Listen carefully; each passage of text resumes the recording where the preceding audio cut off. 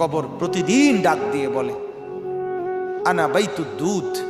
প্রত্যেকের কবর প্রত্যেককে ডেকে বলে, ও আল্লাহর বান্দা, জানো আমি পোকামাকড়ের ঘর, পোকামাকড়ের ঘর। তুমি তো সেই বান্দা যে একটা মশা কানের পাশ দিয়ে উড়ে গেলে তোমার ঘুম বন্ধ হয়ে যায়, চোখ মিলে যায়। একটা মশার গুনগুন আওয়াজ সহ্য করতে পারো না।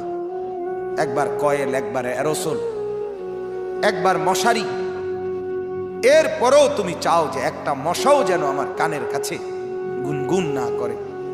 তো 5 ঘন্টার ঘুমের জন্য, 6 ঘন্টার ঘুমের জন্য বান্দা এই যত্ন নিলা, অনন্তকাল কিংবা বছরের পর বছর কবরের যে ঘুম দিবা, পড়ে থাকবা সেই ঘরে, পোকা মাকড়ের ঘর, সেই ঘরে তুমি ঘুমাইবা কেমনে, থাকবা কেমনে? আমার বাপ